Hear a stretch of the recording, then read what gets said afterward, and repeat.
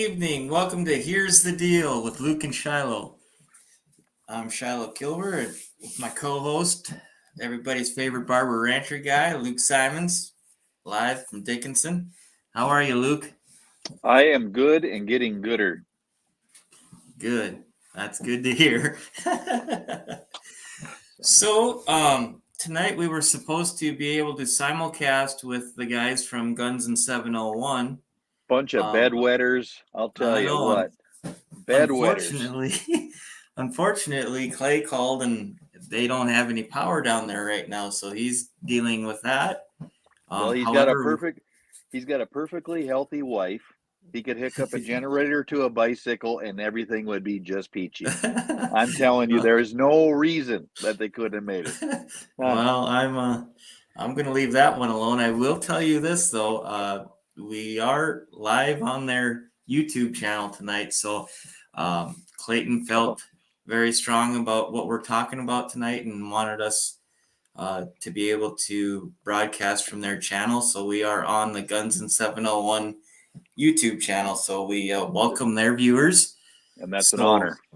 Yes, it very much is. So before we bring our other guest on though, Luke, I just want to take a second here. In my family, we had a very big occasion today. My wife, her twin brother, his son graduated from the Devil's Lake College out there to be a law enforcement. And he is actually starting in Killdeer on the 1st of January. But he graduated from the law enforcement school out there in Devil's Lake today. We got to watch it live. I wasn't able to attend in person, but I just wanted to give Zachary a shout out. I'm very proud of him. It's a big thing that he's wanted to do he's had this plan for most of his high school career to go and pursue a career in law enforcement. And today he's one step closer and graduated from the college out there in Devil's Lake. So, and he will be he's going to be in your neck of the woods working for the city of Killdeer. So, all right. He's going to be working for their police department over there. So, great job, Zachary. I love you, and I'm very proud of you, bud. So, with that, right. I'm gonna bring on Andrew Kordonowy. He's gonna speak with us tonight a little bit on some legislation that he's working on bringing towards. Well, before you introduce him or bring him on, sure. Highly decorated soldier, seen action. This is a good man, good conservative. And when I was in the legislature, Cord backed me up on every good gun bill there was. In fact, I will go so far to say that he was pretty much testimony on every gun bill there was. And actually anything to do with arms, he was active on. One of the smartest people I know. It is an honor to have Andrew Kordonowy from the Dickinson area on tonight. And just a shout out too, we don't do a lot of advertising here, but we would like to. And Cord, if you are into gun mufflers or what people say silencers, suppressors is the actual term, this is the guy you want to talk to. He's very knowledgeable and he's going to hook you up. So again, we're not advertising, but yet I'm kind of doing a little shout out for him. Cerberus, you get a hold of him and he will take care of yours. And once you use a suppressor on a rifle or a pistol, they tell me it's hard to go back. So, anyways. Without further ado, then let's bring him on. How are you, Cord? Doing good.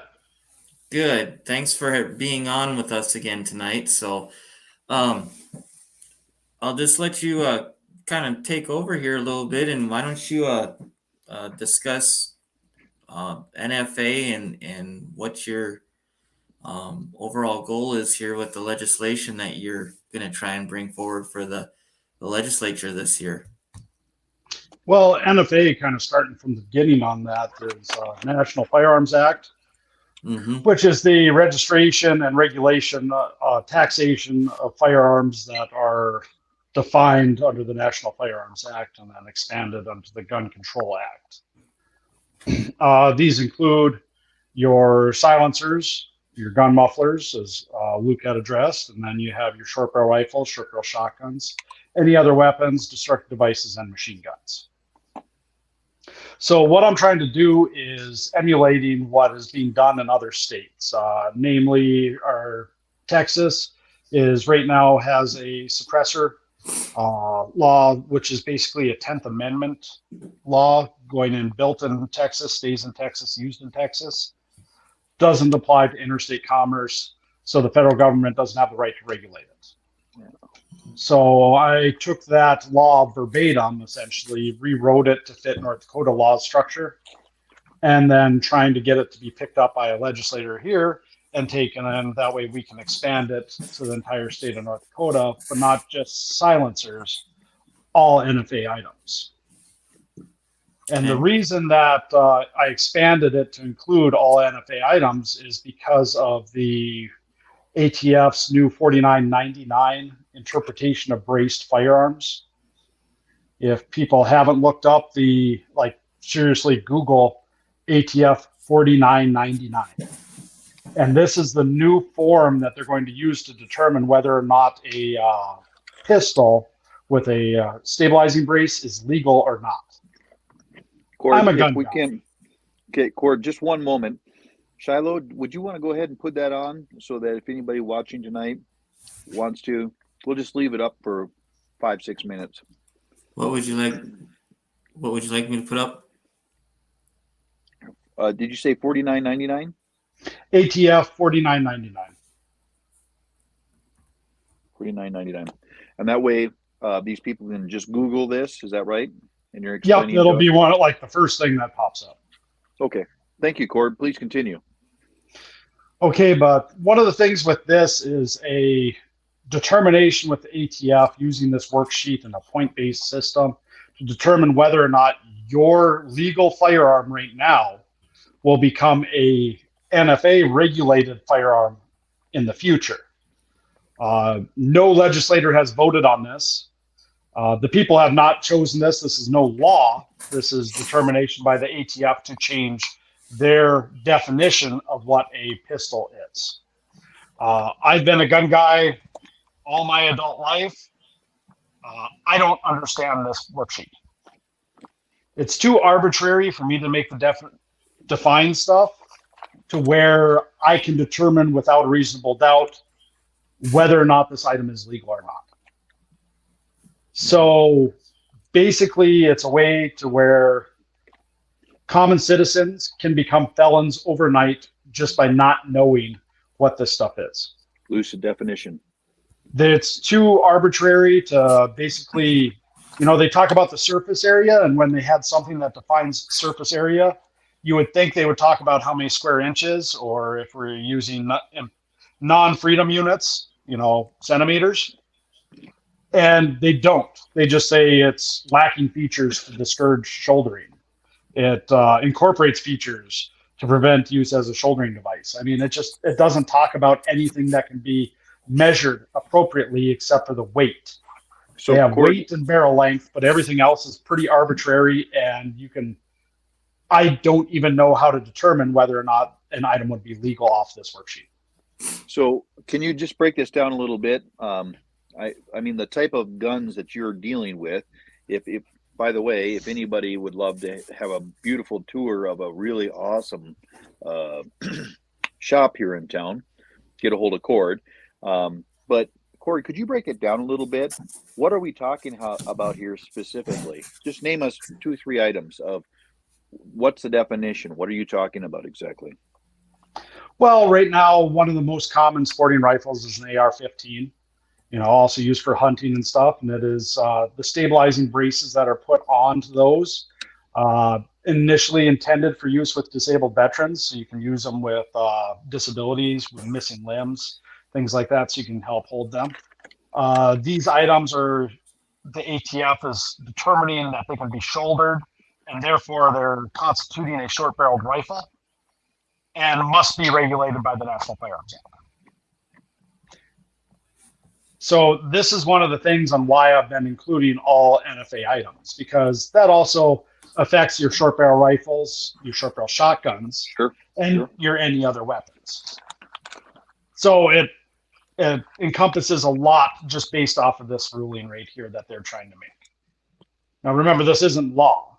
This is just a ruling that the ATF has determined to change things. You know, they're moving the goalpost halfway through the game. This is bureaucrats making judgment calls that carry the weight of law, is what you're saying. Correct.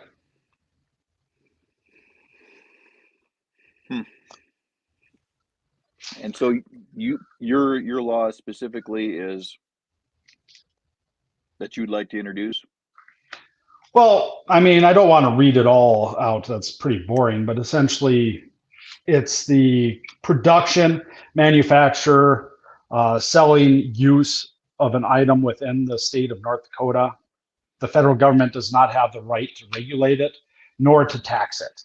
So these items that normally you would have to register with the federal government, once again, this is the only gun registration that the US has. And I don't know how this is considered legal, but you do have a gun registration with your, your NFA items. And this would make it so you would not have to register, and you would not have to pay the $200 tax that is accompanies these items. Right. So just maybe to those that are watching, when Cord is saying, and Cord is his abbreviation, that's what they called him in the military, and that's what pretty much everyone calls him. When Cord is talking about Commerce Clause is a constitutional term, which meaning that the federal government has the right to regulate what crosses over into another border.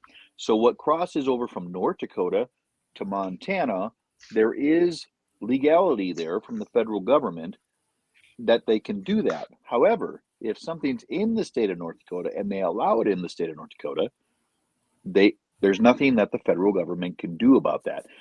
Like, for example, when Colorado started the marijuana law, marijuana is a illegal substance, controlled substance, but the federal government never enforced that because of Commerce Clause. And so, Cord, that's what you're doing here. Is that correct? Correct. It's basically the same way that different states are legalizing marijuana, medical or recreational marijuana. Correct.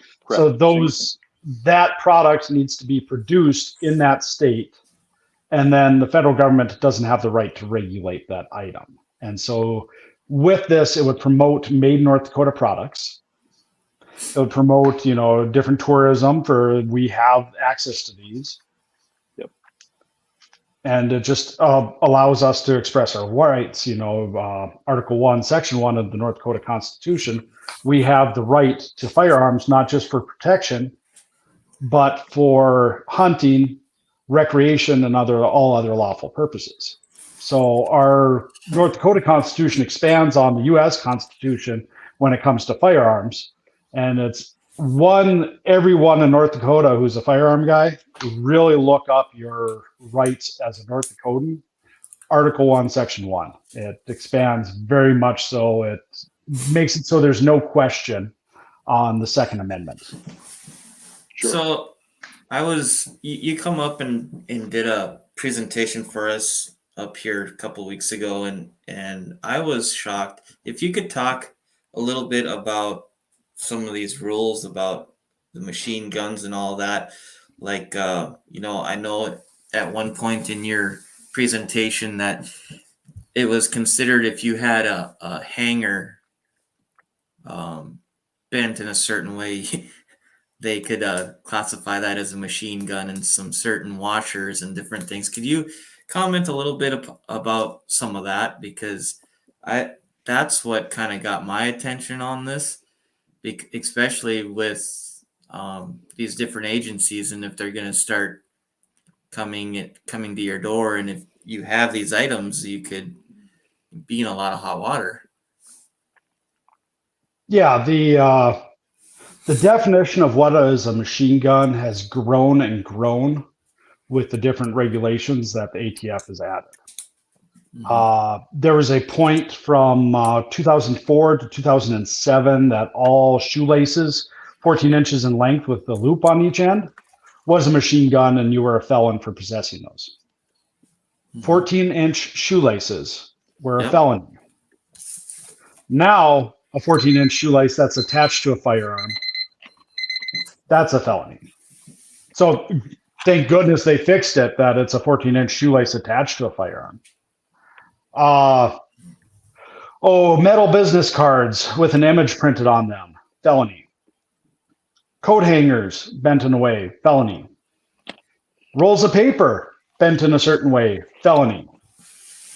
I mean, a 3D printer here, there's a guy in New York, This gun is buyback good. program, who made over $26,000 from their gun buyback program by 3D printing auto sears.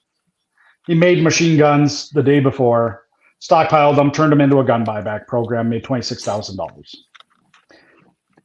Part of me is sad and disheartened that I spoke when we were establishing that North Dakota will never have a gun buyback program. I'm a little sad. I mean, that could have been part of my retirement plan. But I mean, it's really, the really sad part is that's taxpayer dollar that went to that guy. Yeah. Taxpayer money. And the gun buyback program was happy about that because they got to show their numbers of all these machine guns they got off the street. You can buy a 3D printer off of Amazon Prime for $120, get it here in a week. And you can make all the machine guns you want. So this is getting to be a hard thing to regulate, and it's hard to define because I can take almost anything you have and make it into a machine gun. So when you have that and an agency that can cite you for felonies, how do you be a law-abiding citizen? Yep. And these things aren't, they're about regulation. They aren't about safety. Like the National Firearms Act is not about safety. It's about regulation and taxation. Example, any other weapon. Okay. We take a regular pistol, like a semi-automatic pistol, not a revolver, semi-automatic pistol. Okay. You add a vertical foregrip onto the rail up front. You have changed that from a pistol into any other weapon because the ATF says that you are using two hands to shoot it. Now, common training for pistol in all branches of service, law enforcement, and anyone who shoots a pistol now, a handgun, you grip with two hands. But the ATF has determined that anytime you grip with two hands, you've changed this from not a handgun into any other weapon. So the existence of a forward grip means you're using two hands, not one. Yet the accuracy of that weapon, if you're gripping it with a forward grip and staggering your hands versus gripping your hands, support hand and main hand, your accuracy diminishes. So it would actually decrease the accuracy of a weapon, make it less lethal if you added a forward grip and allowed people to do it. So it's got nothing to do about safety. It's all about regulation. Yep. See, and that's what, I was just thinking, if you say you get pulled over and you have these items in your car and you get pulled over for a simple speeding ticket or whatever it is, and they can actually throw the book at you. I mean, that's kind of scary if you think about it. Well, the issue people say for an argument is that they don't, that people aren't. The issue I have is that they can. Yeah. That if you, for some reason, speak out and you get a target on your back, Yeah. then they have something that they can just write you up for. Felonies. If you have a toilet repair kit in your house, or if you have repaired a toilet or any kind of plumbing, you basically have a rubber washer on you. A rubber washer constitutes a suppressor part. A suppressor part constitutes intent to make a suppressor. That is felonious. A suppressor wipe, having a wipe, is a felony. So how can we abide by the law? I mean, it's gotten to the point that just how do we be law-abiding citizens? How does not everyone watching have felonies right now on stuff? Because if they want to, they can come into your place and just write you up with felonies. Just, I mean, hand them out like you're trick-or-treating. Yeah. And that's not right. And this all started during the Prohibition era. I mean, Prohibition era with the St. Valentine's Day Massacre, where Thompson machine guns were used in rival gang territory dispute. You know, it wasn't against the community. You got to remember, the mobsters at the time were not attacking the people in the communities because the communities wanted them there. They actually brought money in and helped the economies of different communities. You know, this is leading up to the Great Depression. But to fight these individuals, they wanted to take away the weapons of the mobsters because we couldn't afford to arm our police department to enforce prohibition. So we decided that with the National Firearms Act. And the other big thing, probably the largest one out there, was an assassination attempt for FDR when he was president-elect. I forget how many days. I'd like to say 11 days before he was seated, but don't quote me on that one. A little man, he was 5 foot tall, got a 5-shot 32 caliber revolver, went to his one of his parties in Florida, shot 5 times, injured 5 people, killed the mayor of Chicago at the time, and they decided that, hey, we have these assassins everywhere and we need to ban everything. So the original National Firearms Act included revolvers and pistols, as well as everything else on the list right now. The only thing you were allowed to have on the original drafting was rifles and shotguns. That was the only thing. But they couldn't get the support for it, so they removed revolvers and pistols. Now, you got to remember, this is, you know, back in 1920s. The pistols right there, I mean, the 1911 was just coming out of the First Great War. Pistols weren't commonplace. Everyone was using revolvers. That's why their definitions of one hand. I mean, everyone used old school Weaver stance where you just shot with one hand like you'd see in old cowboy movies. Right. So they haven't updated definitions on all this to where people are using 2 hands to support your pistol. That'll be the next thing. So if you use a support hand on your pistol, hey, you haven't any other weapon. That's something else. I mean, we're on a slippery slope with the ATF and NFA. They keep changing it constantly on us. When we have forced reset triggers, we have a manufacturer in North Dakota that's making these triggers that's in the lawsuit with the ATF right now. Basically, it's not even really about protecting the said tools, because what it really is just protecting the Second Amendment. That's really what this is all about. Am I correct? Well, it's the Second Amendment, but also it's about taxation. You know, because this is an unjust tax. This is gun registration. These are items that have nothing to do. When this law was originally written, it had zero to do with public safety. Zero. This was because of protection of politicians and law enforcement. And I love law enforcement. I want to protect our law enforcement. But our law enforcement then versus now, our law enforcement then was outgunned by the criminals that we had. Absolutely. Our law enforcement now is not outgunned. That's right. No. I mean, look what they took Bonnie and Clyde down with. Bonnie and Clyde had Tommy guns. They had all kinds of weapons. And what did they take them down with? What did they use? Well, they used 30-06s is what they used. They used 30-30s. That's what they used. That's what law enforcement used. So you're absolutely right, Cord. You're absolutely right. So you're saying it's obsolete. Am I putting words in your mouth? No, this entire thing is obsolete because we've gotten around it with so many different ways legally.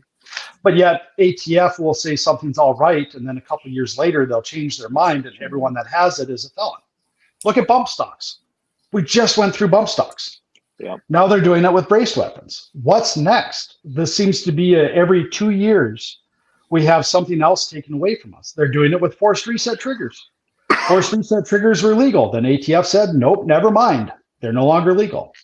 The Franklin Armory Reformation, a very hard to describe because a rifle, the actual term rifle means you're imparting spin on the bullet. but this had lands and grooves that were straight. So it did not impart any spin.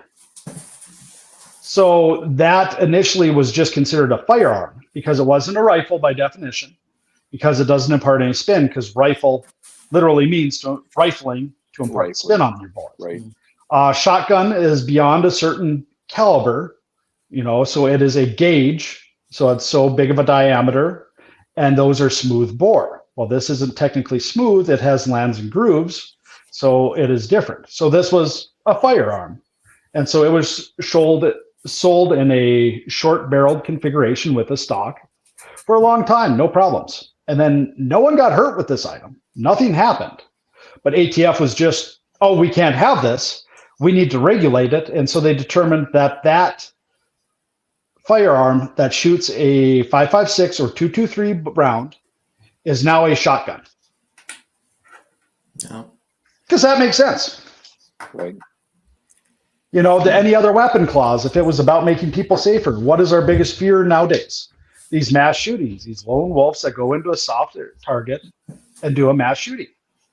Well, the any other weapons are things like pen guns, cane shotguns, knife guns. Those aren't a threat to our society nowadays. Reload a shotgun cane. See how far that gets you. It's not about public safety. This has gone beyond that, and that's one of the reasons by this. So going back to your law, or this law, I put something similar to it, which was referred to as Montana's own law. I introduced it twice out of 3 sessions. This is similar. 13 other states, correct me if there's more by now, probably. 13 other states have it. Montana's went to what, the 13th court, or was it 9th court, which is the most liberal court there is, and that was shot down there, but it wasn't questioned otherwise, which is a liberal, that's a rite of passage when they went to their court, because it's a liberal court. Yeah, everything gets shot down there. How many states are doing this right now? There's quite a few. I mean, I don't want to misquote different states. Right now, as far as the full NFA, I don't know of any other state doing the full NFA. Suppressor laws, that is being done in lots of conservative states, to where the interstate commerce suppressor laws are being done, because for some reason the ATF determines that a suppressor silencer is a firearm, and they have the right to regulate it. And they're being found out more and more that they are not. Texas is in the lawsuit with the federal government right now. Looks like Texas is going to win with the Built in Texas stuff. This law is written off of the Texas law. And one of the things on, talking about your past legislation and stuff, and also Dr. Rick Becker's stuff that went through, what this adds onto it is an exception for our law enforcement in combination with any other felony that's being committed, namely, your child trafficking, drugs, prostitution, murder. Then they can also prosecute you for these items. I see. So then it would go to federal. Gotcha. Because you would have the Correct. Intent of.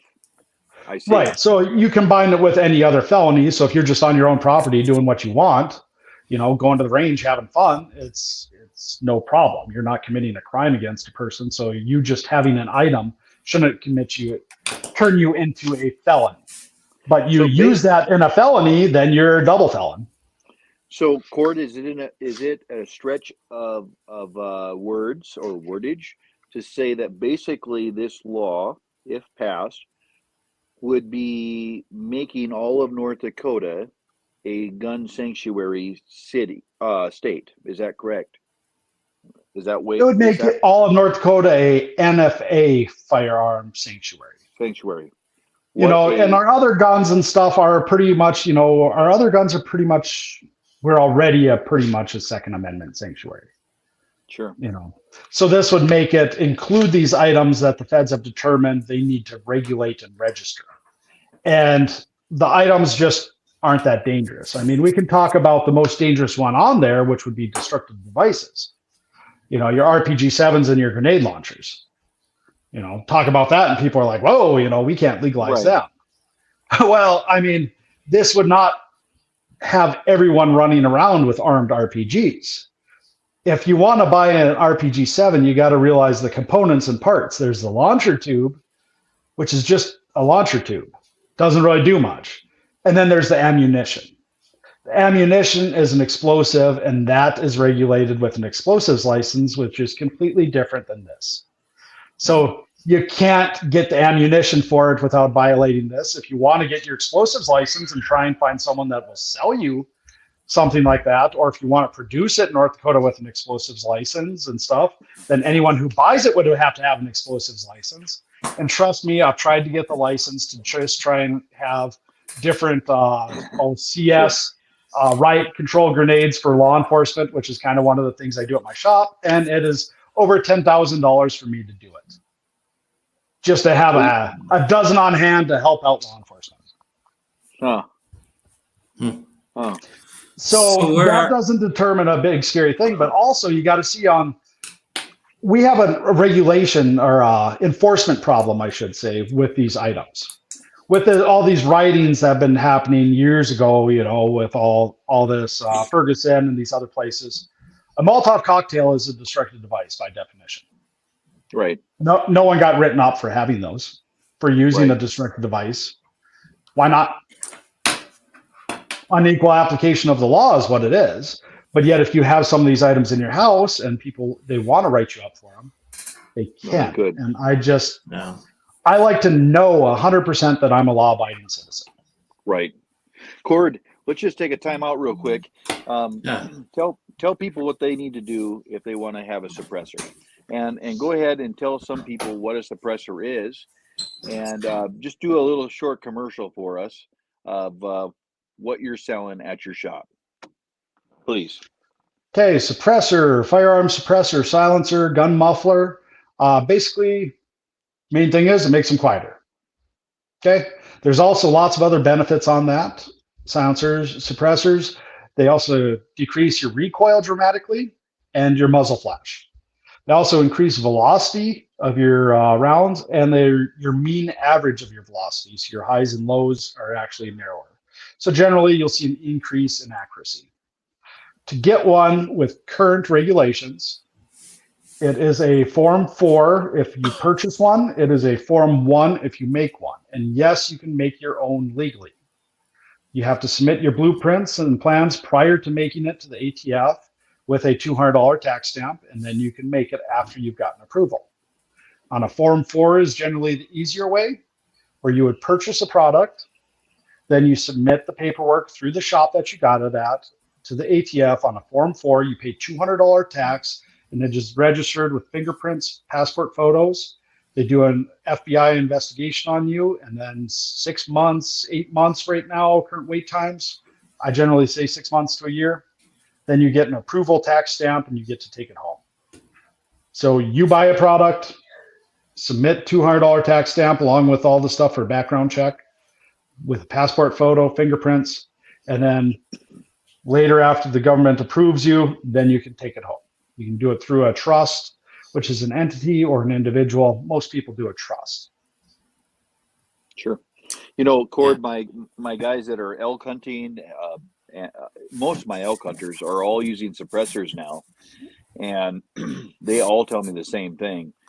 You can make multiple shots. In fact, a friend of mine, a customer in the barbershop, he just shot a wolf, and he said he missed his first shot, and the wolf had no clue where it came from, and he got another shot. These things are amazing. Like I need one. You need to sell me one. You need to call me down to your shop and sell me one of these things. I don't know why you take a little time off of work and come down sometime, or hit me up after hours. Just make me go there. It's no problem. He takes a lot of time off work. He just wastes his time sometimes, I think. But no, they are a game changer in almost all your hunting applications. I mean, going away from how much Luke takes off from work. Yeah. Exactly.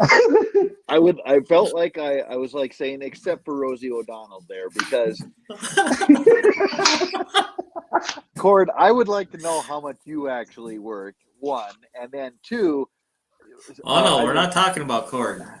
and then Shiloh, how does it feel to actually have a job? I mean, if you guys want to go there, come on. Hey, I work every day, man.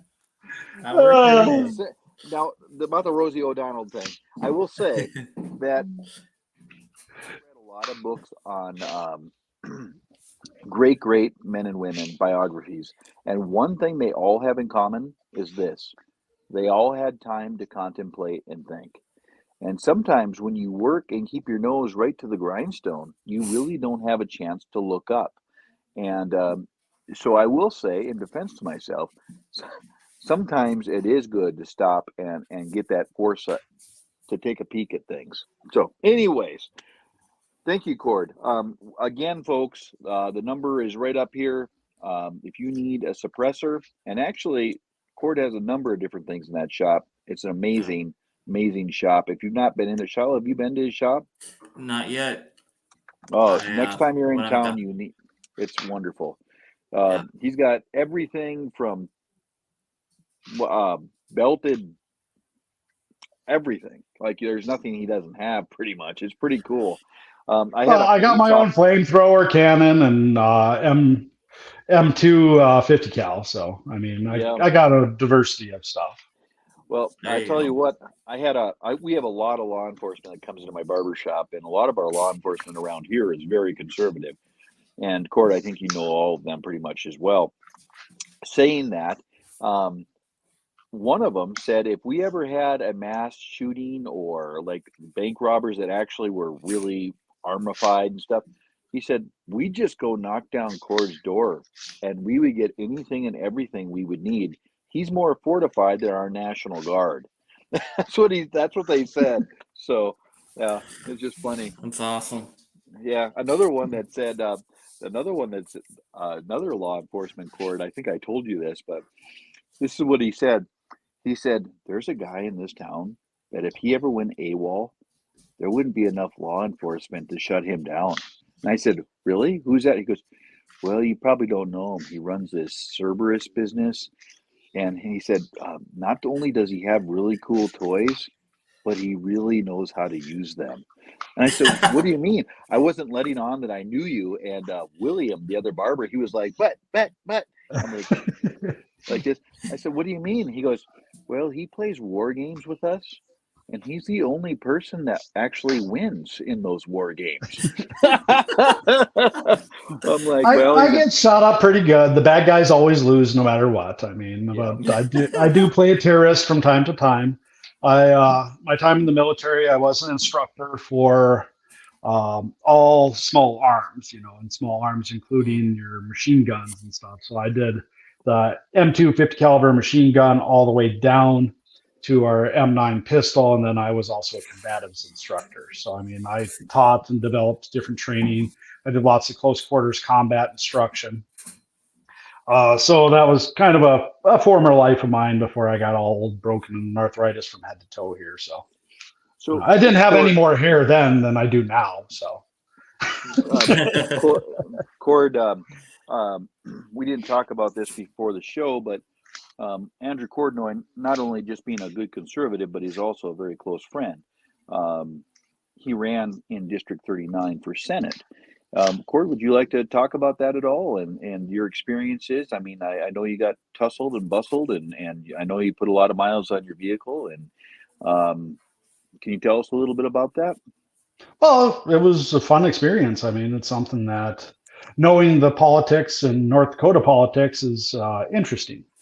I mean, we have to be prepared and active on different stuff here. It's seeing just because we have lots of Republicans on the ticket and in the legislature doesn't mean we have lots of conservatives.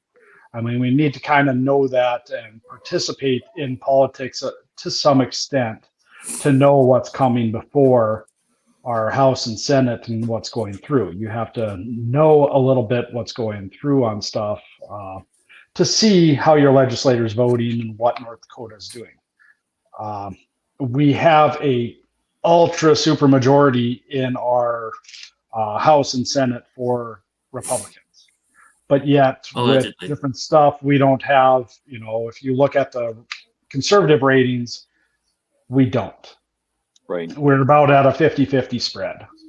So we need to be participants and see what's going on stuff. Well, With that, I'd like to shift a little bit to this other bill that, I know the 701 guys were talking about. The 50 caliber hunting. I got that right there. Hey, look at you transition. I know, man. Can you guys read it though? That's my question. I don't know.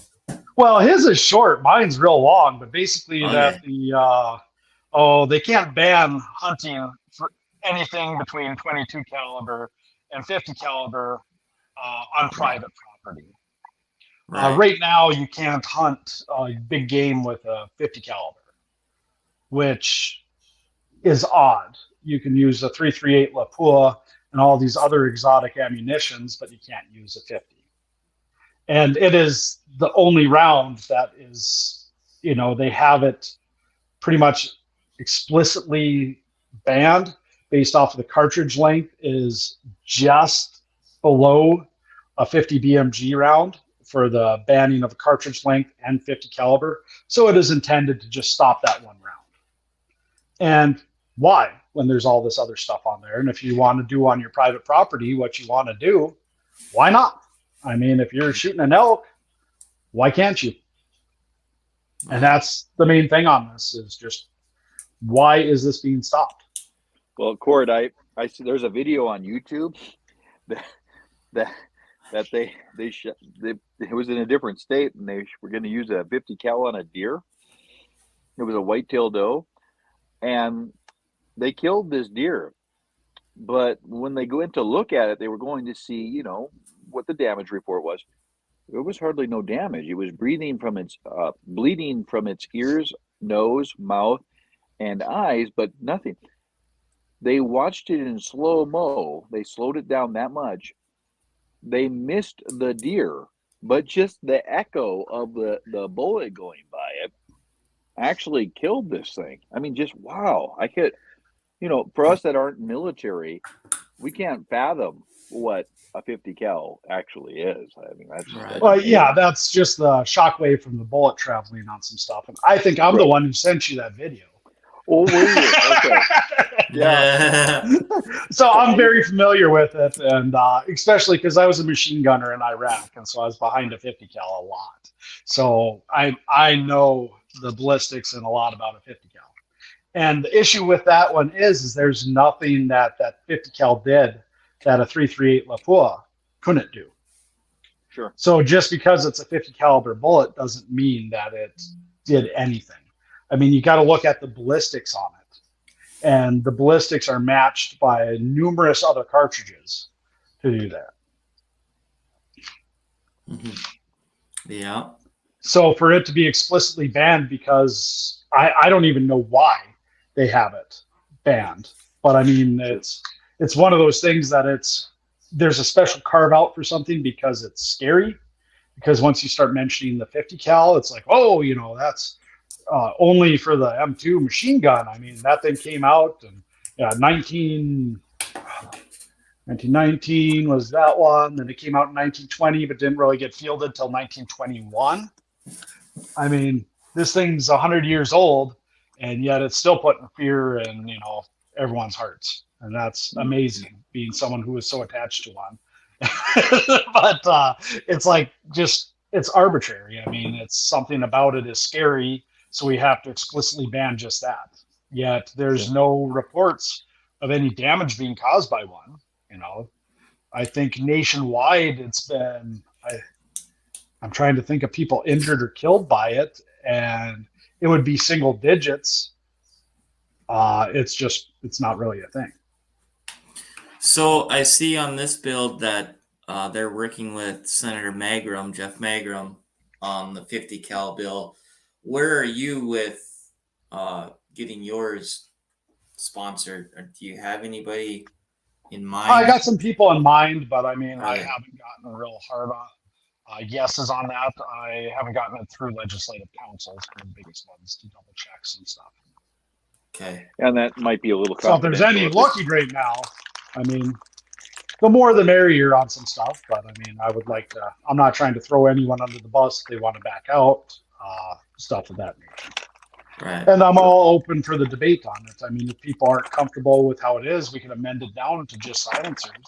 But we got this big problem. I mean, once again, I'm going to refer people to the ATF 4999. And if it makes any sense to you, and if you know someone or if you are just going to become a felon. And Well- this is why I included all NFA items on this. And Well- we can if we want to regulate something otherwise, we can do it with North Dakota Century Code. We don't have to do it through the federal government. The more the feds have control over, the more problems we seem to have. That's right. Well, Cord, if you recall from testimony, we have 2 smelting plants, if I'm not mistaken, in America. 2 smelting plants. The regulation of bullets is actually pretty easy. However, the federal regulations do monitor these things. So if we did this, someone could make bullets in the state of North Dakota. And that would be wonderful. I mean, can you imagine having North Dakota bullets on an assembly line here? First of all, jobs. Second of all, safety. I mean, what if Canada attacks us, right? I mean, they got a crazy crackpot president. You never know what that guy's going to do. You just Well, sound like he is the French. banning a lot more of their guns right now. He is. He did do that.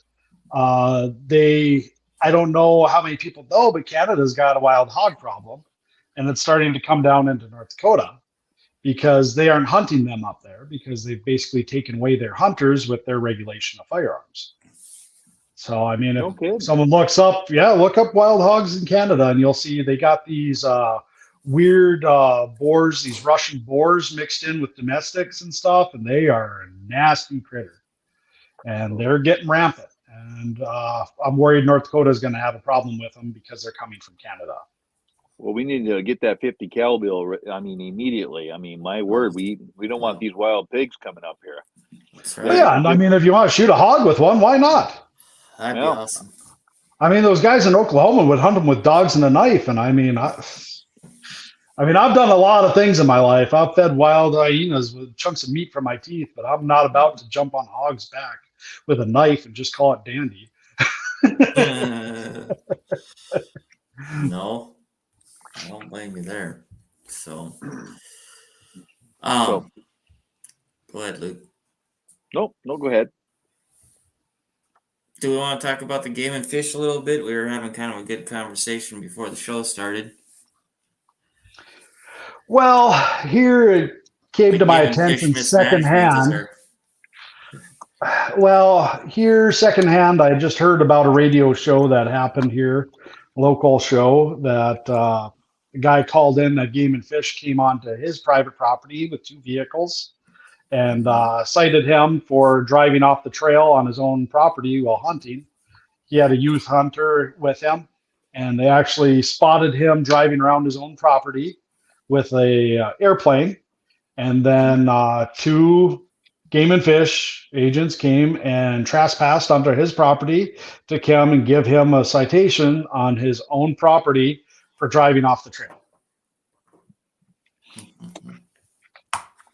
So apparently you can't do what you want on your own property when it comes to this stuff. And I'm having more and more of an issue with Game and Fish because of it sounds awesome on paper idea. You know, this idea of Game and Fish is self-funded. So they fund themselves with licensing, with citations. And so they don't take any taxpayer money. But because they don't take any taxpayer money, the legislator doesn't have the right to regulate them, to rein them in. So we, the people, don't get a say in how Game and Fish operates, and then they use citations as a means of funding. Okay, a quick question for you. Marty Beard is watching. Marty Beard is one of my biggest heroes of all time. If we're going to talk about Game and Fish, we should have Marty Beard on here if he's not in his PJs. Because Cord, have you gotten to talk to Marty Beer before? Possibly. I mean, I'm a guy with faces, not names, so it's hard for me to remember. I would like to tell you something because I want to hear about what you're saying. We have plenty of time to talk about the Game and Fish Department, and I want to hear all of this because you make really good points. I grew up listening to K-Fire construction all day long. K-Fire, what's on your mind? Armstrong. Then there was Rush Limbaugh, and then there was this wild man, mountain man of the prairie, Marty Beard, or Marty Beard the Turd Burglar. And I'm telling you, this guy motivated me. I mean, he was just like the Jedediah Smith or Liver Eaton Johnson or something. And I mean, like, my mind, just this young kid, he made me want to get real. And Marty is a trapper, and he runs hounds, and he runs horses, and just amazing guy, conservative.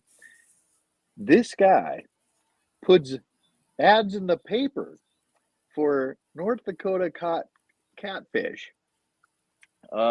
Also, he sells raccoon meat for sale. Now, this is just absolutely hilarious because he does it to agitate the Game and Fish, and it's just hilarious because he's so smart and he gets away with it. He's on KFYR still occasionally. He's on Trent Loose all the time. Would you guys be willing? I send him a link. You got his number? I don't have his number, but I'll send him a link if you send me his number. Okay, I'm going to buzz off for a minute. You guys keep talking about the Game and Fish Department. I'm going to get a hold of Marty and see if he wants to jump on. Marty, I'm putting you on the spot here, bud. You better get out of your pajamas. You're probably running around in union suit. I'll be right back with you guys, all right? Sounds good. Thank you. Sure. But yeah, with the Game and Fish on stuff, with them, their income that they've been getting, I've gone and spoken with the state legislator on multiple firearm bills, public lands bills, property rights. And I see Game and Fish there all the time. They're one of the largest lobbyists at the Capitol is Game and Fish. And I find that, inappropriate, wrong that we have a government entity that has so much money that they can afford to send lobbyists. And since they aren't part of the budget, they can do that, so they make their own money, which, like I say, once again, on paper sounds great that they aren't costing the taxpayers any money. But it's the easiest solution in the world is all the income from Game and Fish rolls into the general fund and they get a budget like every other government department. Right. Solved. I mean, it's a super easy solution. But they've set all their different stuff with the licensing fees, with their they determine the different stuff as far as the citations. That's all done through the Game and Fish Department. It's on their side with the different proclamations and their rulings, most of which isn't in century code, and the legislator is losing their grip on Game and Fish. And we've been seeing, if you talk to more and more people who've gotten cited, I mean, most of the time it's pretty frivolous. And they don't do any discretion with their citations. If they get you for something, they're going to write you all the way. An honest mistake doesn't matter, $100, because they use that money to fund themselves. Okay, I'm going to step off here a minute, Luke, and I'll get Marty on. All right, sounds good. Hey, while I was off the air, Cord, I seen a text from Shiloh, and he was like, dude, you're chewing so loud we can hear that on the air. It's in the chat as well, so yeah, he tried to message you through the chat here, so oh, bummer, I didn't even see it. Oh, that technology. Yep. So, but yeah, and kind of something else to chat about here. Right, a little bit ago, ATF changed what the definition of a firearm receiver was. So shops like mine and elsewhere, and also people selling different receivers and 80%, they determined that if an 80% comes with a jig or the tools, to make it into a full receiver, then it is a full firearm already, even though it's not constructed. So by selling you the tools at the same time, it is a receiver and it is a firearm and must be, put with a serial number, go through a federal firearms licensee and stuff. And they just changed their mind on that. So this was within this past year. So they're constantly changing their minds on what's legal and not. So something that has been legal for ages, like I had to pull off my shelf some 80% receivers that had jigs in the boxes because they had jigs. So I could no longer sell those because they don't come with a serial number, because they are made for you to make at home, because it is completely legal in the United States to make a firearm yourself. As long as you aren't mass producing them and selling them, that takes different stuff. But just for your own personal use, you can make your own firearm. And that's what an 80% is something that you can carve out yourself. A lot of people take pride in it because it's something you make yourself. It's, you built it with your own hands. It's kind of a prideful thing. It's kind of cool. And they determined that if you sell the tools at the same time, it's a firearm, no longer 80%. But if you buy an 80% and a day later you buy the tools to make it into a firearm, then it's fine. No. But if you do it at the same time, then it's wrong. Say, Marty, can you switch your camera the other way? Tilt your phone 90 degrees one way or the other. Can you flip it the other direction? Well, how hard do you think I know how to do computers? I'm looking at. What can you see? I can see a big beard. Oh, there you go. You're on the right one then. That's Man, awesome. I'll tell you what, here I was just downstairs minding my own business, cutting up fur to sew together. And then I thought, oh my gosh, I'm missing Luke and Shiloh. How are you, Marty? I'm doing good. And yourself? I'm doing great. Thanks for being on with us. I really appreciate it. I was actually going to reach out to you sometime soon to see if you could be on. So I'm glad to have you. Well, I tell you what, I'm enjoying your guest here tonight. I'm learning a lot from him. Yeah.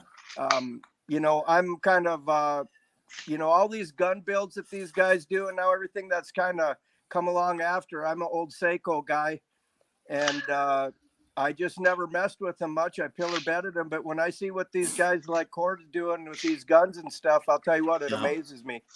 It is amazing. Well, Marty, do you know a man by the name of oh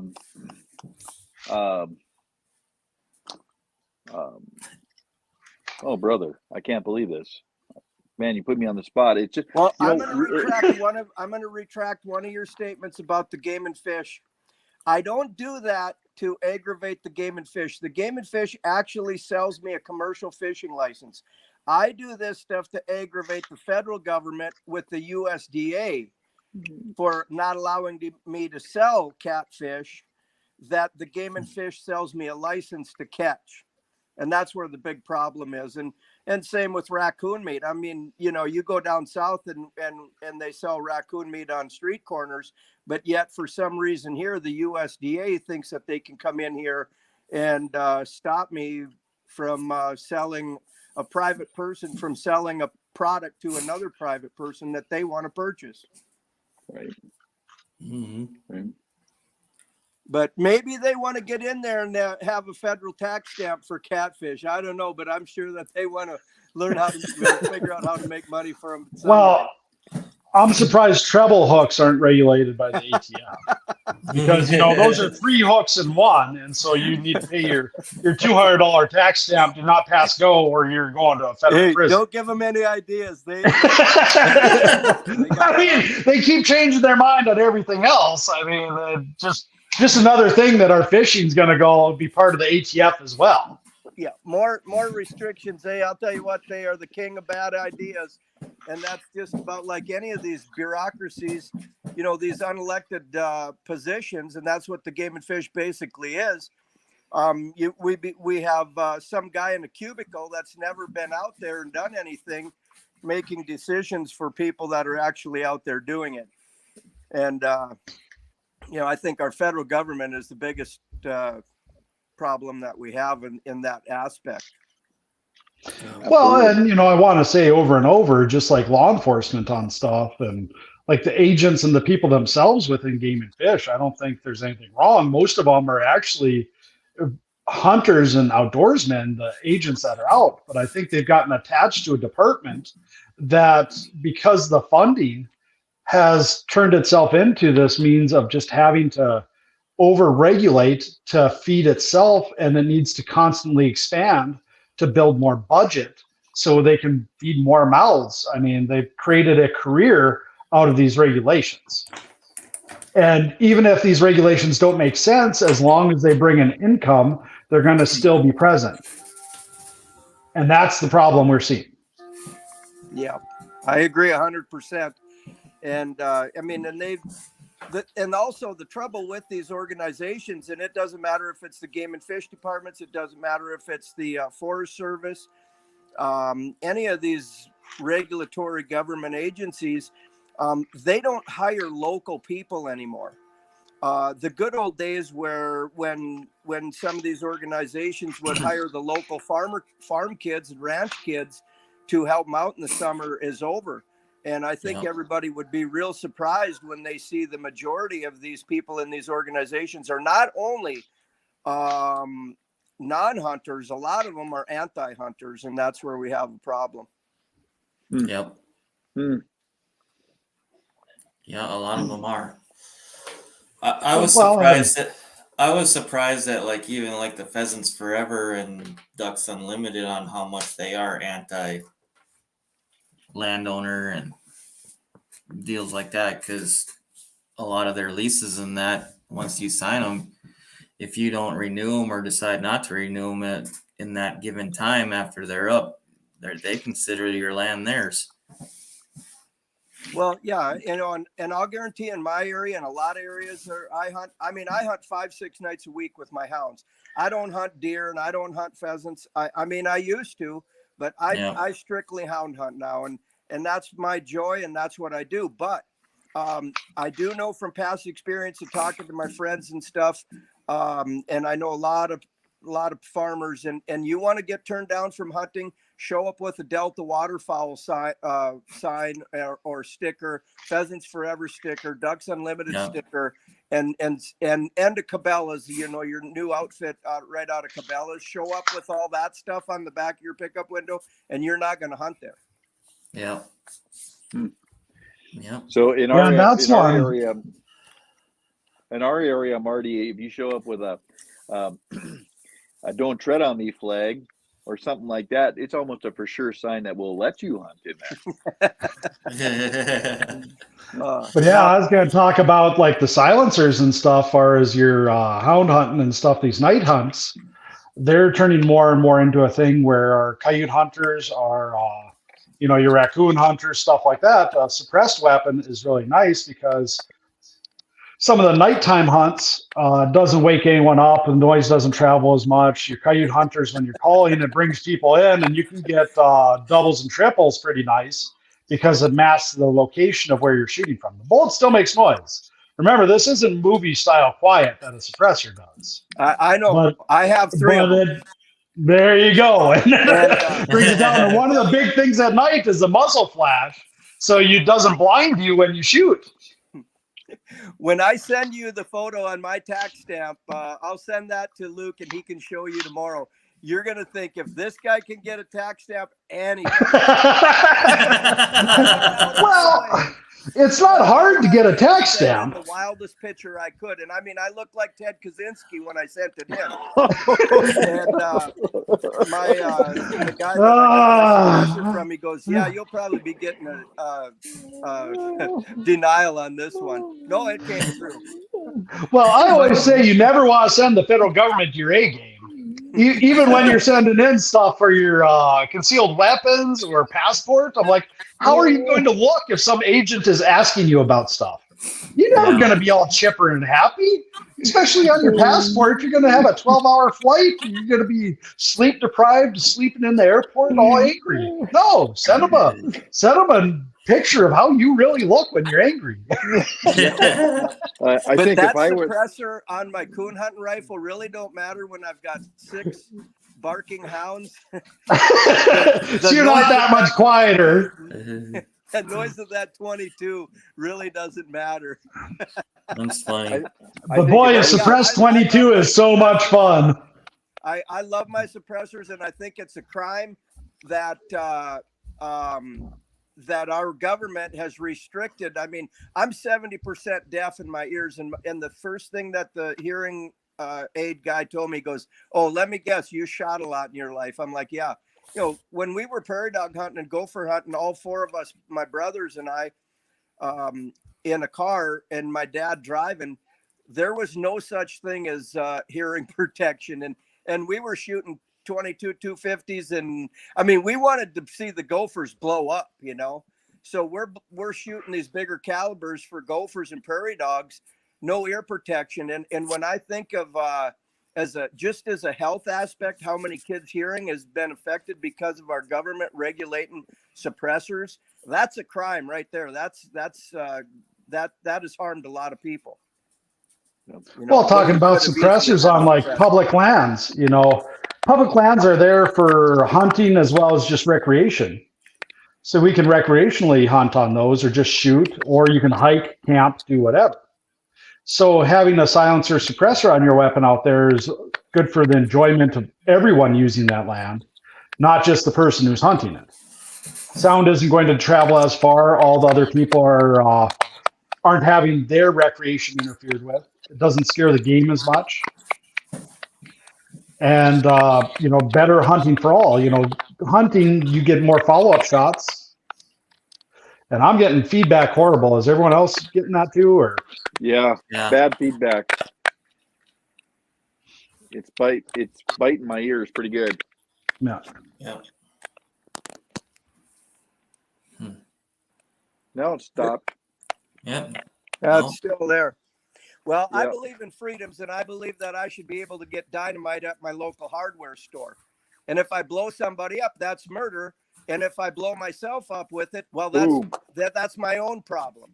But That's I mean, right. we shouldn't be restricted on this kind of stuff. If I want to blow stumps up, or if I just want to hear an explosion and I'm not bothering anybody else, it's not my government's restrictions that should put anything on that. I mean, our freedoms have been restricted since, oh gosh, well, way back before the Patriot Act. But I'll tell you what, our government, the people need to take a look at who they're electing, and if they're for putting any more restrictions on our freedoms, we're supporting the wrong people.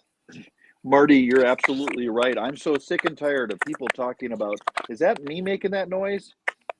Yeah. It sounded like. Just start muting somebody and then see when it stops.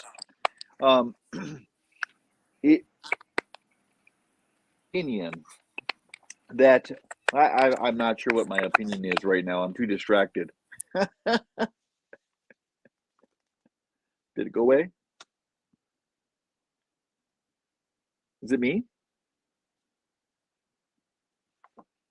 We can still hear you, Luke. It's gone. Well, now it's back. I think that's on Shiloh's end, maybe. All right, Shiloh, is that you? Weird. Huh. Well, all the way up to 1967, we had a spot in North Dakota, in America, where you could just go buy any kind of surplus you wanted to buy. And it was really spectacular. And then everything changed. That's how that worked. And you're absolutely right. No victim, no crime. Boy, we're having technical difficulties. No sooner did we bring Marty. I had What's that? everybody muted except for you, and that's I'm going to change out of these ones and see what happens. okay. Still happening? Nope. Might have been my earpiece. Nope, it's still going. No, now it is again. Oh, Messed up.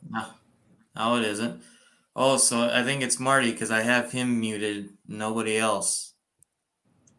Okay. Anyway. But yeah, I had Okay, I saw guys, so someone I on don't chat. ruin I'm gonna check out so I don't ruin your show. Oh. With my it happens with technical stuff and me all the time. If I start talking to Patriots, the phone will get disconnected. It starts making weird noises. So you guys have a great night, and I'll continue watching. Oh, well, Marty, thank you for being you, man. You're Yes. awesome. Love Thank it. you. Yep, you guys have a great show like usual. Thanks a lot. Oh, thank Hey, you, Marty. Good night. Thank you, Marty. We appreciate it. Bye. What an awesome treat, huh? Oh, what a treat! If people only knew what that man is, I mean, wow, wow, wow, wow. He is really a patriot, and puts his money where his mouth is, and just a good man. Well, I won't get into that. It's not about me, but Marty, he's something else. He means a lot to me. So, anyways, where were we at now? Well, we're talking about game and fish and NFA and all that, but yeah, silencers are one of the things. And game and fish has opened up a lot of the different hunting with silencers and stuff. And I applaud them for that. And the night vision hunting, where as game evolves, and also this is one of the things to not disturb public. So I mean, there's strides that they do on stuff. I mean, you also want to point out good as well as the bad on stuff. I mean, game and fish is moving in the right direction. I do appreciate them with their plots lands on trying to get more active spots for hunting as well, and different stuff. They've gotten a lot of different projects. But I mean, I noticed a comment here that they have only 26,000 citations, and that doesn't encompass all their budget, and we shouldn't be pointing at that. But the issue I have is that it does go into their budget. Yep, there we have right there. Have a comment popped up on there. And it, I just don't believe that funding from citations, should go to the department that's doing it like that. It creates this citing for profit. And even though it doesn't account for the entirety of their budget, I mean, they get different grants, they get stuff from the state, they get it from licensing and stuff, but they are ones that I think, because of how strong they are lobbyists, they have excess funds. And we don't have the right to control them through our votes in our legislators the way we should. I don't feel as much that they are for the people, a government for the people, of the people on stuff, and they are detached too far from the people, and we need to bring that back. Well, when you cite someone on their own property for driving on that, this has gone too far. That is not of the people or for safety. That was to write a citation that had nothing to do with the safety or conservation of animals.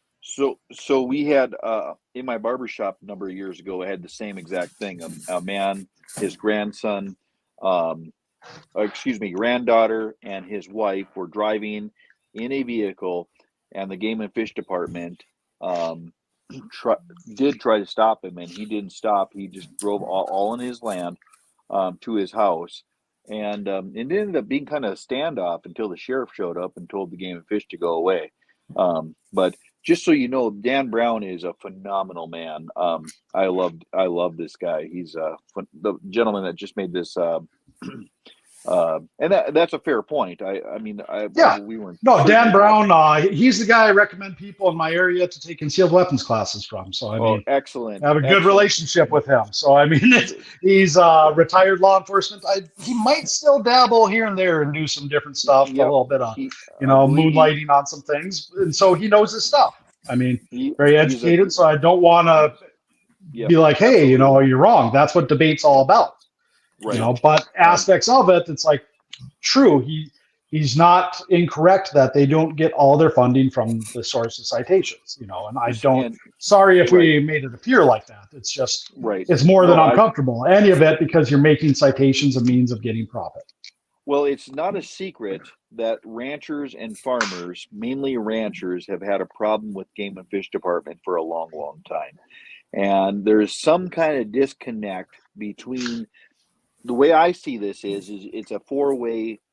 There's four entities involved in this realm.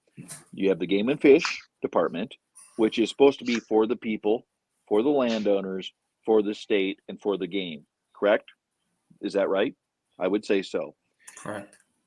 Out of that, you have the landowners, because most certainly the majority of hunting is done on private land. Number three, you have the government aspect. Correct? That's absolutely. So, and then you have the people hunting. So there's four entities here that the Game and Fish Department should be working with these three. Unfortunately, there's a disconnect between the Game and Fish Department, in my opinion, as a barber, and what I see in the legislature, because the Game and Fish Department came and spoke against most of the ranchers' bills on the subject. So that's where I'm getting at. There is a disconnect here. There is a disconnect, and primarily it's Game and Fish Department is working against landowners most all the time. That's what I see. That's a general. Of course, I have ranch country. I live in ranch country. That's what I see. Cord, if we were both scientists, we'd have to throw our work out because, well, no, we wouldn't throw our work out. We'd say there's a bias because we grew up in ranch country, correct? We'd have to do that. And so that's, I think, what we're saying, Mr. Brown, from this angle. And it was a valid point. I'm glad you brought it up. So, but anyways, if you do see what we're saying as well, though, I would hope. Cord? Well, there's also, it's talking about Game and Fish is kind of like talking about the ATF and the NFA Act with items and stuff here, because it's very arbitrary and it's very cited on what a person does. Ranchers, for example, we're talking about if you're out checking your cattle and you can drive wherever you want off any trail possible. But if you throw a rifle in there and you see a coyote and you shoot it, you drove off the trail to get it, oh, you can get cited for it. It's these little nuances that are just create this divide. And also when you see the hunters, the hunters are angry because we can't go off any trail possible. They're enforcing that hard lately. And yet we see ranchers bouncing around and killing all this vegetation and stuff. And so on the hunter aspect, talking about those four different aspects, Luke, there's getting to be a little bit of divide and animosity there between hunters and the ranchers that are working on this. And this is on federal lands or state lands. We see this happening. Mm-hmm. And so we need to figure out this fair enforcement across the board to get what we're supposed to have happen. And we aren't seeing it right now. There is unequal application of the law in this sense. And once we have that, there's going to be division.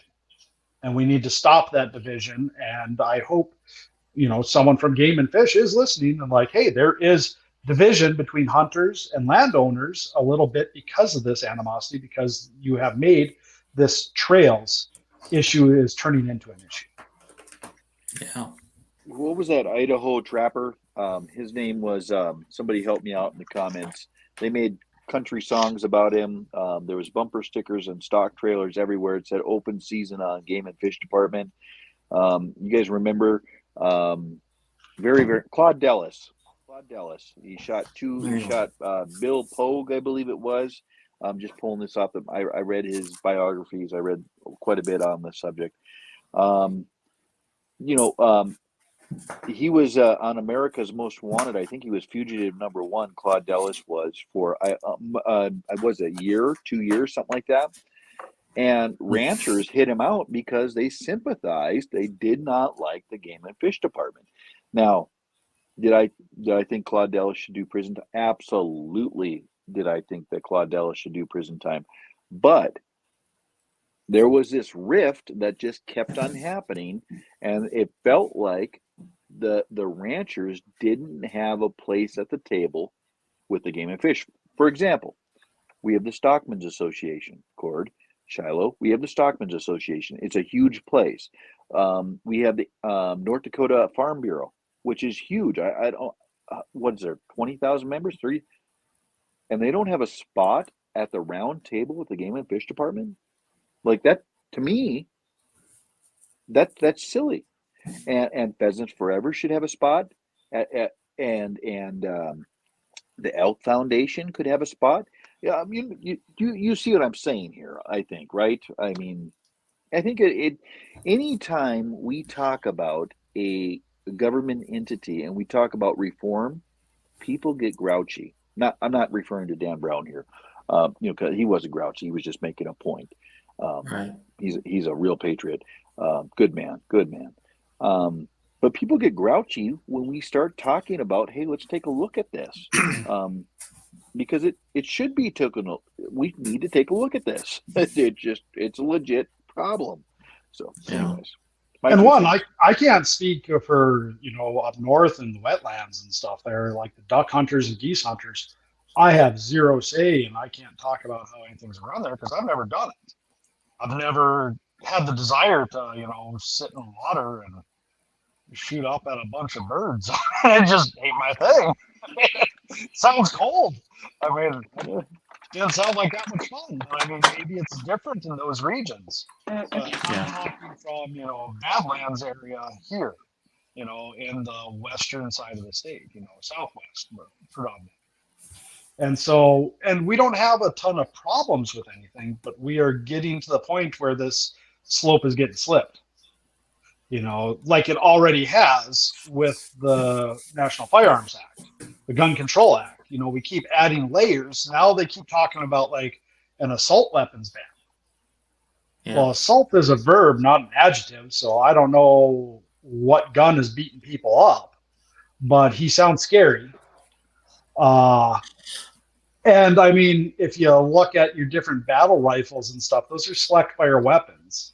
And so they're trying to change definitions, just like, the universities now, like here in the news lately, they just changed the definition of man and woman. So, I mean, they're trying to change the definition of what firearms are. Okay, Shiloh, would you read that out loud? What's it say? Yeah, it says, the problem that I see as both rancher and hunter is a few bad apples ruin the whole thing. One disrespectful hunter pisses off a rancher, and that rancher in turn is rude and disrespectful to the next hunter that asks, and the cycle circulates. Well, that's true in every aspect of life. One bad hunter will shoot up a sign, and then pretty soon now, everybody with guns is shooting up signs. I mean, I think that's true everywhere, every aspect. You got one bad barber that cut somebody's hair wrong one time, and, all barbers don't know how to cut hair. Same concept, different day. Right. You have one Catholic priest that maybe does something wrong. I had somebody say that to me just recently. Boy, what a silly thing to say. They said something about, they referred to Catholic, and I'm thinking, well, okay, let's have this conversation. I pulled up the national statistics. It's not even a 0.3% or 0.03% of any even accusing Catholic priest. Like, are we talking about this? Like, serious? So I think that's true on every aspect. Don't you guys concur? Or I would say, yeah. Well, and here, I mean, things can be bad. Apples can spoil it for everything. I mean, it just gets in spreads, and we have these hunters trying to find more land to hunt on and get game. But we also have this thing where we have a population increase where we have more and more hunters, and we're trying to get more and more game. And some of the landowners are getting fed up because this game is eating their stuff, their product that they're trying to make their livelihood off of. Or like me, I have deer coming and eat my trees all the time. I can't get any trees to start because I have deer come and eat them up. And what can I do about it? Nothing. Right. They're like, oh, put up some fencing. Well, they go around fencing. They jump it. What am I supposed to do? It's supposed to be a huge expense for me to keep these things. And that's turning more and more on different landowners because we're trying to shore up the numbers so we can enjoy more hunting from that because we have more and more population in the state, and we are very hunting based.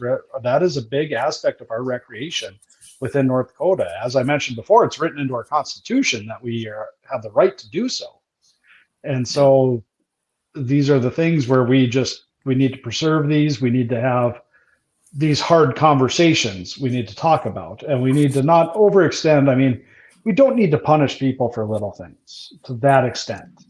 I mean, it's turned less about, enforcing things that can cause major harm to the industry and to different stuff, and to just enforcing because we can.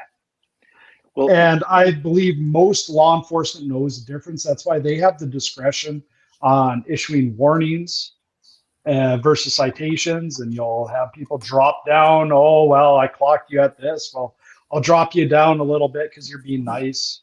And that's one of the things I see with, majority of law enforcement agencies.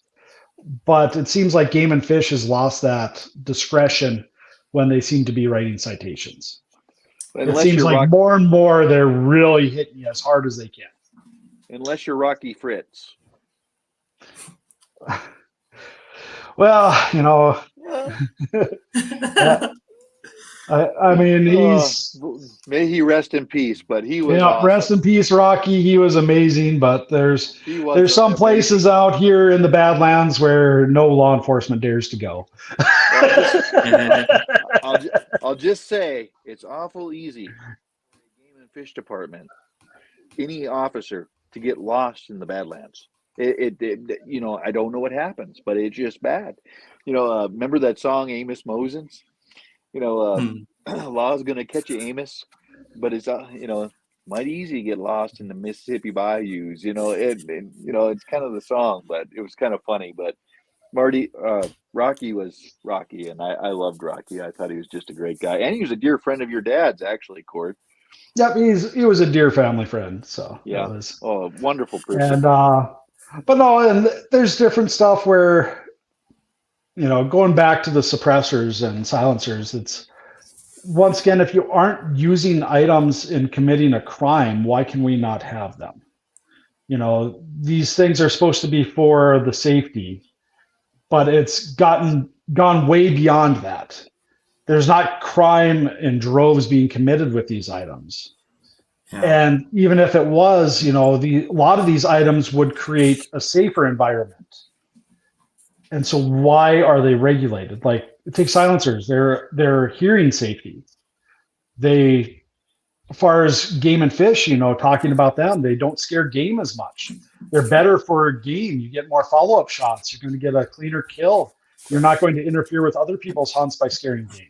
So why are these items regulated? You talk about Germany, one of the countries where strictest gun control out there. I mean, little bit rightfully so, and you start 2 world wars, but you can go in, buy a suppressor off the street. You just go into a shop and you just buy it. Now, it's hard to get a firearm there, and I don't want to see hard to get a firearm here in the US, but most European countries, you just walk in and buy a silencer. In some of them, hunting, you are required to have a suppressor on when you hunt. Well, I would say that a lot of the regulation comes from, let's face it, in our culture, the TV, Luke, you and I have talked about this a couple days ago. The TV plays a big part in our culture and what people see on TV. If you look at Hollywood movies, like, even James Bond or any of these movies that have bad guys shooting, a lot of them have silencers on, and that just gives a bad rap, I think, to a lot of them. So, but and even these other items like the short barrel rifle, short barrel shotgun, those were made because they could be concealed, and so that was huge, scary because of assassination attempts. The National Firearms Act came to be because of an assassination attempt, and so anything that could be considered a spy weapon, it was a different era. This is antiquated laws. This was 100 years ago. This was during Prohibition time. This was 1920s. Revolvers were the biggest thing. Mhm. Yeah, That's kids wearing given. hearing protection. They're talking about Yep. where it would be best for kids and any other shooters and stuff. But all these items are anquidated on that. Even machine guns, being a machine gunner, a machine gun instructor. I mean, the proper role of a machine gun is not what they do in the movies. You know, it is a suppressive fire weapon. It is not made for targeting shooting. I've talked over and over where we can take 30 balloons with a 30 round magazine and an M16 Alpha 1 fully automatic and an AR 15 semi automatic. I can give anyone, a trained machine gunner, trained law enforcement, or just anyone off the street. We can give you those two weapon platforms, those two magazines, each holding 30 rounds, exact same look and feel. One is fully automatic, one's semi-automatic. I'll give you 30 seconds on the clock and go. And anyone and everyone with a semi-automatic will hit more targets than with a machine gun. Sure. So is it about safety? No, Or is it's it about the regulating reputation. an item? Yeah, it's about the reputation. Yeah. And a little Regulation. another fun fact is ATF came about, you know, during Prohibition with the regulation of alcohol. And the United States and many other countries have a tax on alcohol because of funding of wars. Yep. That's to pay back the wars. And so that was actually United States, I believe, first alcohol tax was after the Civil War to help pay back on stuff there. It was the first time we enacted an alcohol tax. Mhm. Oh, And then from there, it just grew. And so ATF was all about the alcohol. They weren't even, you know, the ATF at that time. And then they expanded to tax tobacco for the same reason, for the payback for war. Yep. oh, So if we aren't paying back for wartime, I think it would be a valid argument that none of those items should be taxed. hey, So if we are not currently in a war, nor right after post-war, we shouldn't be paying a tax on alcohol, tobacco, or firearms because it was enacted to pay back for wars. the only thing temporary about a temporary tax is the word temporary. It's important to remember that. Yeah. Exactly. But no, that's the reason why it was enacted. And that was a European policy at the time to pay back for all their stuff. And it was deemed more appropriate for an alcohol tax than like a income or property tax at the time, because everyone consumed alcohol and it would affect all the people the same. And you had the right to choose how much a tax you wanted to pay by how much spirits you drank. Sure. And so that turned into, and it was kind of more of a luxury item. People drinking, you know, more expensive spirits would pay more taxes. And so it balanced out. And so that was how they found was the most fair way of taxing the people. Sure. Well, now we've taxed everything else under the sun. I say just remove that one completely, because we should be not in any active military conflicts. Plus, I do believe, how many $1 trillion did our Pentagon lose again this last budget cycle that's unaccounted for? Cord, Yeah. just stop though. I like my roads. Come on. We need good roads. It's for the roads. The tax, for your the $200 children. tax for the ATF does not pay for your roads.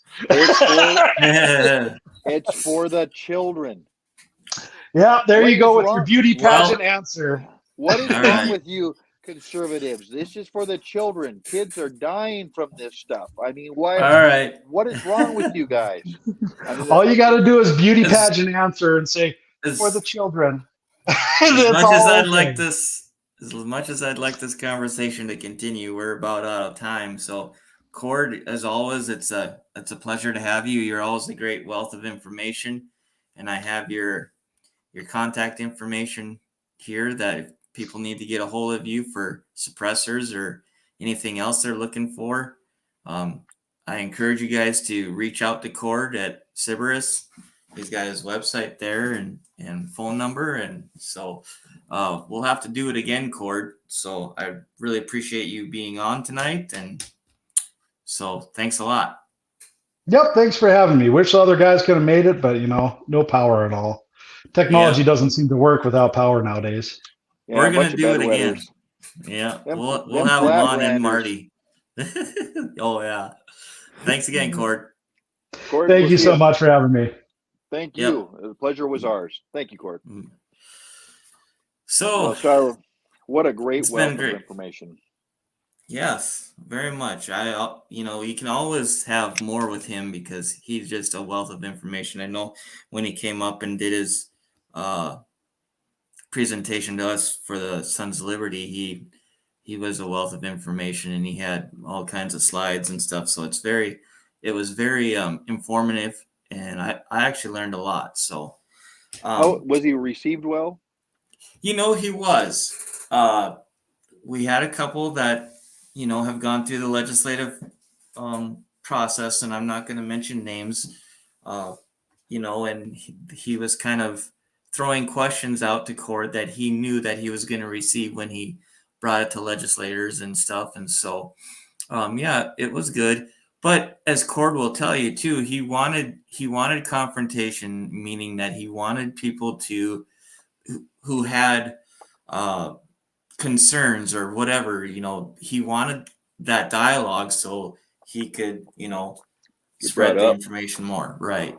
Yeah. So that was really good. So just right quick before we go, I got a couple of announcements for the show. Next week we're gonna have Dr. Frank on again. So sorry, I just lost my train of thought. He's gonna be on next week, and we're gonna have some announcements as far as him next week on the show. So he will be here, and obviously we'll be talking elections and different things like that with him, and who knows where the conversation will go.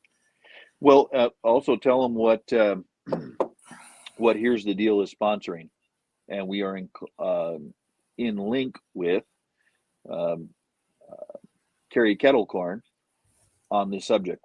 Please tell people what's going on there too. With Dr. Frank? Yes. So on bringing him here to North Dakota.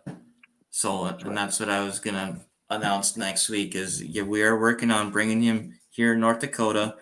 It's going to be the beginning of February, tentatively 3 different spots, 3 different locations throughout the state. And so I'm just going to leave it at that for right now until we get some stuff confirmed, and we'll go from there. So, and then after Dr. Frank in 2 weeks, we are going to have a guest from your neck of the woods from South Hart. His name is Ted Garling, and Ted is spent a lifetime in safety, and he's got a new book out, and he actually goes around and he does different like tailgates. He speaks to companies about safety. They'll bring him in and he'll do his presentations on safety regarding whatever they're wanting him to talk about. He'll go out with the crews and stuff. So I invited him a couple weeks ago, so he will be in 2 weeks. Mr. Ted Garling from South Hart, and we're going to be talking safety and as far as at the workplace and even at home, and he's got all kinds of different things that we're going to talk about. So those will be our next 2 shows coming up, and then we'll go from there. So, but sounds real good. Very excited about the next few shows. Well, thank you, folks. And something, Shiloh, in closing, sure. We said we were going to do this, and we never did. And if you don't mind, we'll just end in prayer, if you don't mind. You bet. So, Lord Jesus, we thank you, Lord, for your goodness and your mercy. Lord, we thank you for this Christian country that we take for granted, unfortunately, and for your principles that we laid down straight out of the Word of God. And Lord, we just pray that you'll just encourage, warm the hearts of your people. Lord, help us to just congregate in your presence, Lord. Help us to seek your face, your will, and the things that made this country great, which were you, Lord. And I pray, Jesus, that you'll just work in our lives, Lord. And use us, Lord. Use us like the prophets of old, Lord. That 1 would rally 1,000 and 10 would rally 10,000.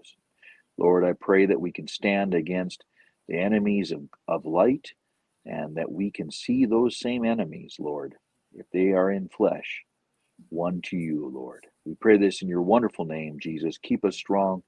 Keep everyone safe as they're traveling on these roads. And thank you, Lord, for the moisture. We pray these things in your wonderful name, that there is no other name that we can be saved by. In the name of Jesus. Amen. Amen. Thank you. So, thank you, Shiloh. You bet.